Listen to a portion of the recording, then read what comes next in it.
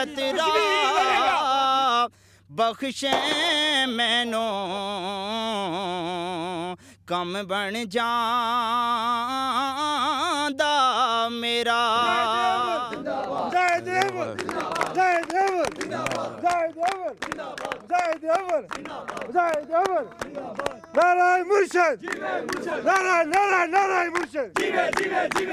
یہ تو آپ نے اندازہ لگا لیا ہوگا کہ میں آزاد کشمیر میں ہوں، اور آزاد کشمیر میں بھی کوئی سہ پہر چلا، ڈھلتی ہوئی شام میں پرپیش وادیوں میں خوبصورت کشمیر کے نظارہ کرتا ہوا کوٹلی میں آ گیا ہوں۔ کوٹلی کی ایک الگ تاریخ ہے، مسجدوں کا شہر کہلاتا ہے، اور میرا آنے کا مقصد یہ تھا کہ مجھے ہمارے محترم سردار عتیق احمد خان صاحب، جو ہمارے مسلم کانفرنس کے صدر ہیں، مجاہد اول کے صاحبزادے ہیں، وزیر اعظم رہے ہیں، اپوزیشن میں ہوں، حکومت میں ہوں، ہمیشہ میری محبت کا اور میرا جو تعلق ہمیشہ ان سے ایک خاص رہا ہے۔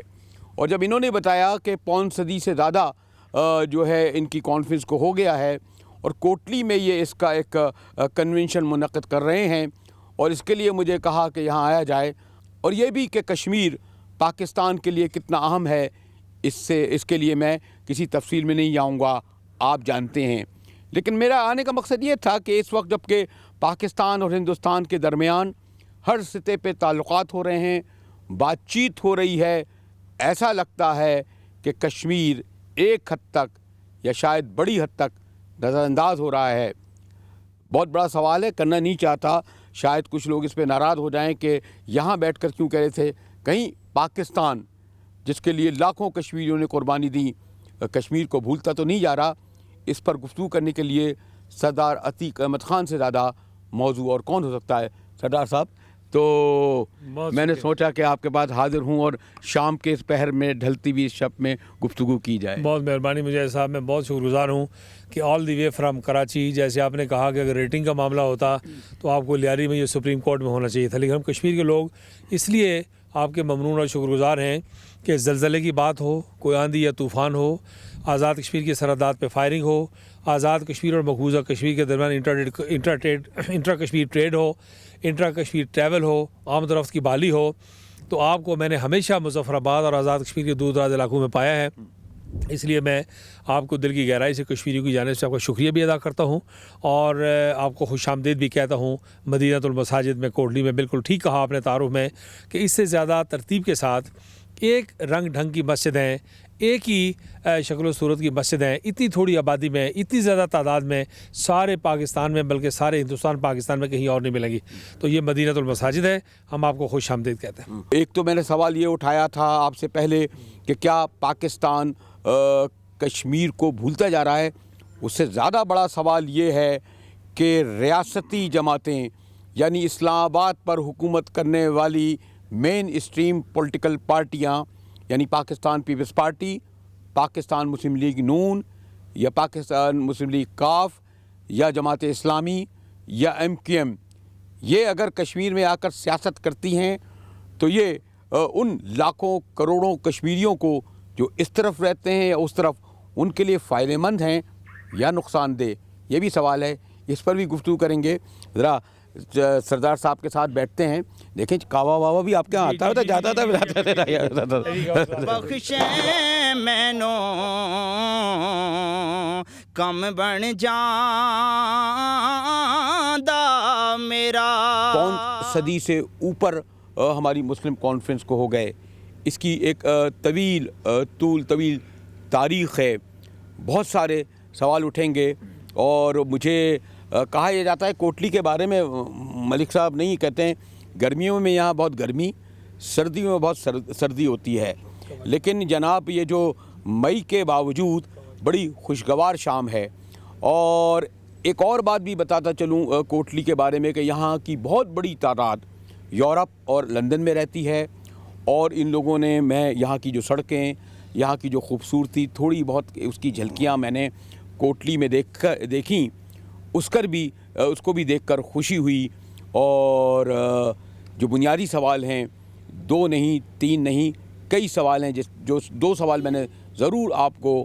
اہم بتائے۔ ایک تو یہ کہ کچھ اس طرح کا احساس بڑھتا جا رہا ہے کہ آخر ہم نے اگر کشمیر کے لیے پاکستان کے لوگوں نے اتنی طویل جدوجہد کی اور قربانیاں دیں، اب ہم یہ کیوں سمجھتے ہیں کہ اس کو ایک کولڈ اسٹوریج میں ڈال دیا جائے؟ دوسرا بڑا سوال بھی ہے، کیا ریاستی جماعتوں کو اس سلسلے میں کچھ لوگ شاید یہ بھی تنقید کرتے ہیں کہ ہمارے خود مجاہد اول سردار قیوم خان صاحب اور سردار عتیق احمد خان صاحب نے ہو سکتا ہے اپنی جو کشمیریوں کی روایتی انکساری ہے، روایتی مہمان نوازی ہے، اس کے تحت ان کو خوش آمدید کہا ہو، اور اس وقت ان کو نہیں علم تھا کہ یہ جو انہیں خوش آمدید کر رہے ہیں اور یہ انہیں بلا رہے ہیں، اس کے بعد ایسا تو نہیں کہ وہ ان کے دوست، ان کے ساتھی ان کے سروں پہ تو نہیں بیٹھ جائیں گے، انہیں ڈکٹیٹ تو نہیں کر لیں گے۔ اس کا ہلکا پھلکی جھلک میں نے یہ جو ابھی کچھ الیکشن ہوا تھا اس میں دیکھی۔ میں نے یہ سوچا کہ اصل میں کسی شہر کو اور بلکہ اس جگہ کو اور وہاں کے لوگوں کو اور وہاں کی سیاست کو اور وہاں کی معاشرت کو اور وہاں کی ثقافت کو اور وہاں کی تاریخ کو جاننے کے لیے سب سے بہتر طریقہ یہ ہے کہ شام ڈھلے بلکہ شب ڈھلے، جو ہماری روایت میں بھی ہوتا تھا اس ریجن کی اور سب کانٹیننٹ کی، ان کے ساتھ ذرا گھل مل کر بیٹھا جائے اور پھر ان سے گفتگو کی جائے۔ تو ابھی میں بلکہ سردار عتیق صاحب سے میں نے پوچھا کہ سیف الملوک کا بڑا نام آیا، اور ہم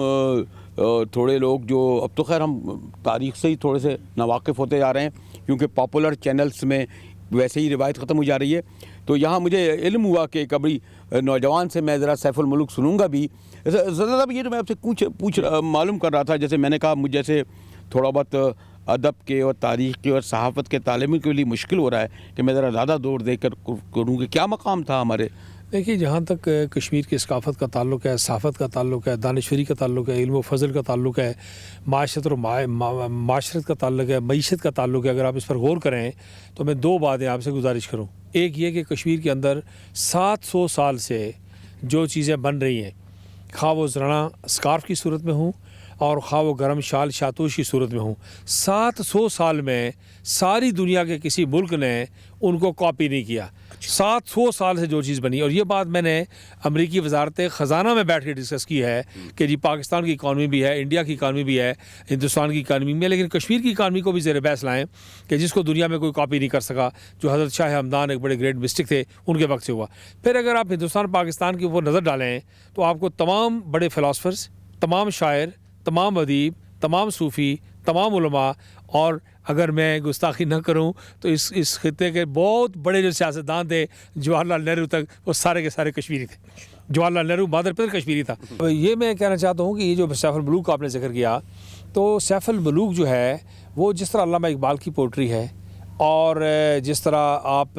مولانا روم کو پڑھتے ہیں، جس طرح آپ شاہ عبد اللطیف بٹائی کو پڑھتے ہیں، جس طرح آپ بلے شاہ کو پڑھتے ہیں، جس طرح آپ سلطان باہو کو پڑھتے ہیں، اسی درجے کی، اور جس طرح آپ گرو نانک کو پڑھتے ہیں فار دیٹ میٹر، تو وہ تصوف کی سائنس ایک ہی نقطے کے گرد گھومتی ہے۔ لیکن مجھے پتہ نہیں کیوں اچانک ذہن میں آ گیا،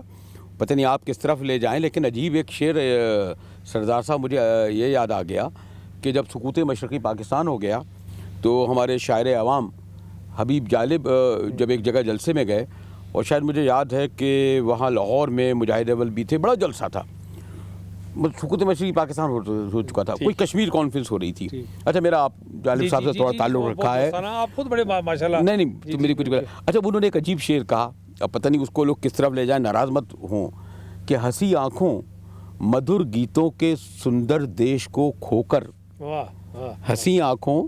مدھر گیتوں کے سندر دیش کو کھو کر میں حیران ہوں وہ ذکر وادی کشمیر کرتے ہیں۔ یعنی پاکستانی حکمرانوں کو طرف کہنا کہ بھئی آپ نے، یعنی آپ نے مشرقی پاکستان کھو دیا اور اب آپ کشمیر کرے، آپ کہیں خدا نہ کرے اس کے بعد وہی تو کام نہیں کرنے جا رہے۔ ٹھیک ہے، بالکل ٹھیک ہے۔ یہ جو اکبر جب پہلی بار کشمیر گئے، جلال الدین اکبر، تو وہ جو خود شاعر تھے اور بڑے خوش ذوق آدمی تھے، نفیس ذوق والے آدمی تھے، تو انہوں نے کشمیر پر پہلا دورہ کرنے کے بعد کہا کہ اگر فردوس بر روئے زمین است ہمین است و ہمین است و ہمین است، یہی ہے، اور بالکل یہی بالاسرار یہی ہے۔ میں شام کے اس پہر میں ذرا میں نے کہا نا کہ بہت ذرا بوجھل نہیں کرنا چاہ رہا تھا، لیکن کچھ تاریخ بھی آگے بڑھ گئی، تو سیف الملوک کو سنیں، اور پھر ہاں وہ بنیادی باتیں یقیناً ہوں گی کیونکہ بڑی اچھی ابھی تو شام شروع ہوئی ہے، ہاں بیٹا ہمارا- کیا نام ہے؟ راجہ عبد الجبار مشتاق جی ہمارا یوتھ ونگ کا ایک بڑا متحرک اور فعال ساتھی ہے، لیکن یہ بڑا خوش ذوق اور خوش الحان وہ ہے، گائیکار بھی ہے، تو اسے موقع آپ دیں اور یہ آپ سیف الملوک کے کچھ اشعار آپ کو سنائیں۔ بسم اللہ۔ ہاں بیٹا۔ رحمت دا دریا الہی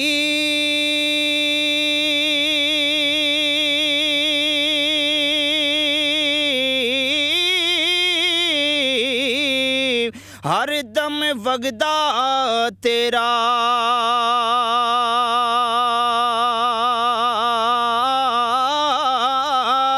جے ایک قطرہ بخشیں مینوں کم بن جاندا میرا جے ایک قطرہ بخشیں مینوں کم بن جاندا میرا رحمت دامی پا خدایا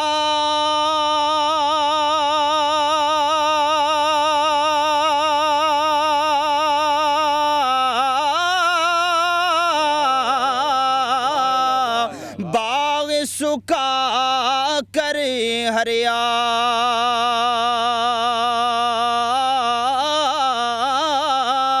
بوٹا آسے امید میری دا کر دے میوے بھریا بوٹا آسے امید میری دا کم بن جاندا میرا ایک قطرہ بخشیں مینوں کم بن جاندا میرا